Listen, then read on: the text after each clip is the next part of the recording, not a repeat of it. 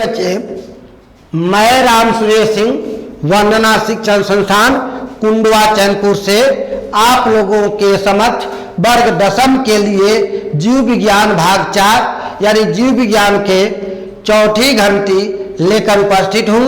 मानव में बच्चों का लिंग निर्धारण कैसे होता है।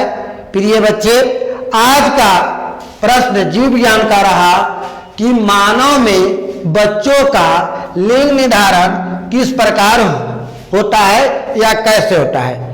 क्वेश्चन हमारा है कि मानव में जब हमारी माँ किसी बच्चे को जन्म देती है तो वह लड़का कैसे हो जाता है, लड़की कैसे हो जाती है। लड़का और लड़की होने में किसकी भूमिका अधिक है, किसके दोष के कारण लड़का नहीं हो पाता है, आज हम उसको स्पष्ट रूप से पढ़ेंगे। तो प्रिय बच्चे, मैंने इस फिगर में लड़का का फोटो बनाया, यहाँ लड़की का फोटो है। प्रिय बच्चे, मानव में 23 जोड़ा क्रोमोसोम होता है, गुणसूत्र होता है, जिसको सेक्स क्रोमोसोम कहते हैं। 23 जोड़ा में मात्र एक जोड़ा संतति गुणसूत्र कहलाता है, यानी बच्चे को जन्म देने की भागीदारी होती है। तो एक जोड़ा पुरुष में XY होता है, जो भिन्न प्रकार के गुणसूत्र होते हैं, अलग अलग गुणसूत्र होते हैं, जबकि स्त्रियों में दोनों गुणसूत्र एक समान होता है, जो X प्रकार के होता है। प्रिय बच्चे, जब आंसर हम बनाएंगे तो हम यही लिखेंगे कि मानव में 23 जोड़ा गुणसूत्र होता है, जिसमें एक जोड़ा गुण सूत्र संतति गुण सूत्र कहलाता है। एक में हम लिख सकते हैं कि पुरुष में दोनों गुणसूत्र भिन्न भिन्न होते हैं, जो X और Y होता है, जिसे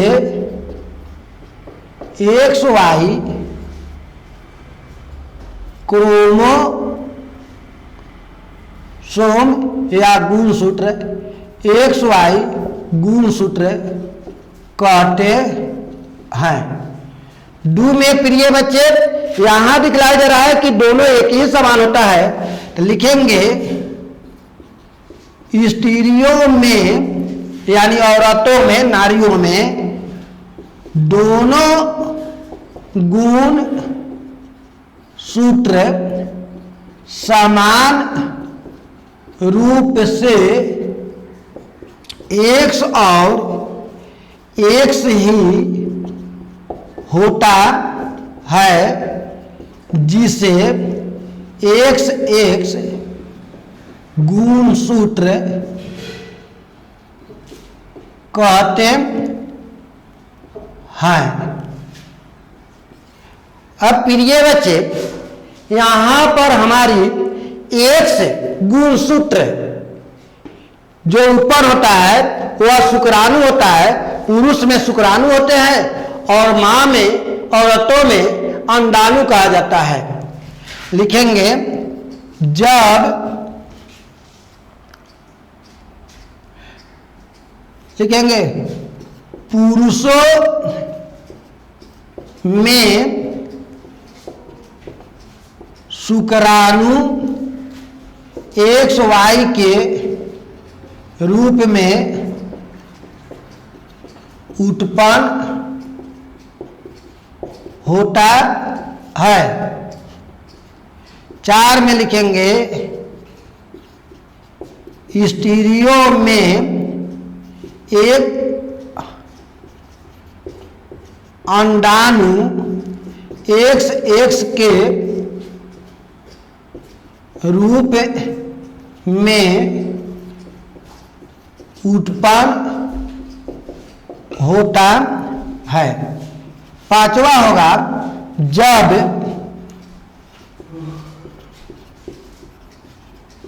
पुरुषों के शुक्राणु X स्टीरियो के अंडाणु X से सहयोग करता है तो यह युग्मनज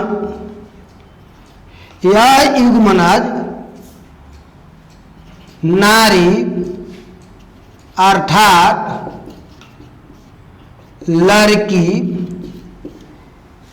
होगी। 6ठा पॉइंट होगा जब पुरुषों के शुक्राणु Y स्टीरियो के अंडाणु X से सहयोग करता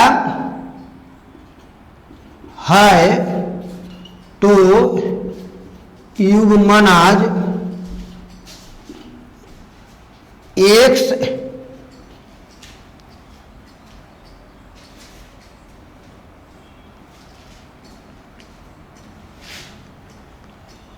जब पुरुषों के शुक्राणु Y स्टीरियो के अंडाणु Y X से सहयोग करता है तो युग्मनज XY के रूप में पुरुष अर्थात लड़का जन्म लेता है।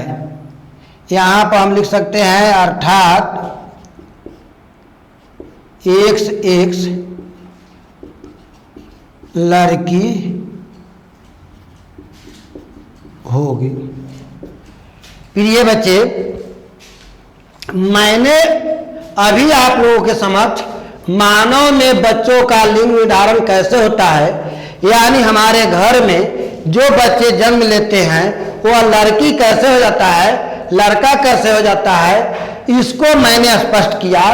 तो मानव में 23 जोड़ा गुणसूत्र होता है जिसमें एक एक जोड़ा ही संतति कोशिका गुणसूत्र होते हैं।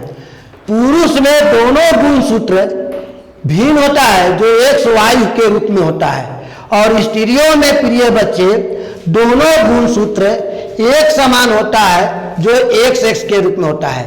प्रिय बच्चे, जब पुरुष के जो है शुक्राणु XY उत्पन्न होता है और स्त्री में जब अंडाणु जो है XX के रूप में उत्पन्न होता है, इसमें जो उत्पन्न होता है XY शुक्राणु कहलाता है, इसमें अंडाणु कहलाता है। वही लिखे, पुरुषों में शुक्राणु XY के रूप में उत्पन्न होता है और स्त्री में अंडाणु XX के रूप में उत्पन्न होता है। प्रिय बच्चे, जब पुरुष के शुक्राणु X स्त्री के अंडाणु X से सहयोग कर लेता है तो उस समय यह XX बनता है जो नारी का गुण होता है, अतः वह लड़की होगी। अगर पुरुषों का Y शुक्राणु नारियों के X अंडाणु से सहयोग करता है तो वह XY के रूप में अर्थात लड़का होगा, क्योंकि इसके पास एक ही रंग का अंडाणु है जो किसी भी परिस्थिति में एक ही अंग के दे सकता है, लेकिन पुरुषों में दोनों शुक्राणु अलग है। अब निर्भर पुरुष पर करता है यह जो है ना, इसका कौन सा शुक्राणु इसके अंडाणु से संपर्क करता है। प्रिय बच्चे, इसका अर्थ स्पष्ट हुआ कि लड़का और लड़की का होना पुरुषों पर निर्भर करता है, और हम लोग समाज में स्त्रियों को दोष देते हैं। अगर किसी स्त्री से लगातार 5, 6, 7 लड़कियां जन्म लेती है तो पुरुष वर्ग आसानी से कह देता है कि इस औरत से लड़का जन्म लेने वाला नहीं है, इसलिए इसको छोड़कर हम दूसरा विवाह करेंगे या इसे भी रखेंगे, दूसरा विवाह करेंगे। लेकिन अगर वह लड़की पढ़ी लिखी है, अगर वह आपको दोष लगाकर छोड़ दे तो कितना आपकी तोहनी होगी। इसलिए मेरा पढ़ाई के साथ अनुरोध है कि लड़की और लड़का का जिम्मेवार पुरुष वर्ग होता है, इसलिए समाज में स्त्रियों को तिरस्कृत नहीं किया जा सके, क्योंकि आज हम पढ़ा चुके कि लड़का और लड़की का लिंग निर्धारण होना मानव में जो है पुरुष वर्ग पर निर्भर करता है। फिर इसके बाद हम जीव विज्ञान का 5वां भाग, 5वां घंटी अगले सप्ताह में जो है शनिवार को लेकर उपस्थित रहेंगे। जय हिंद, जय भारत।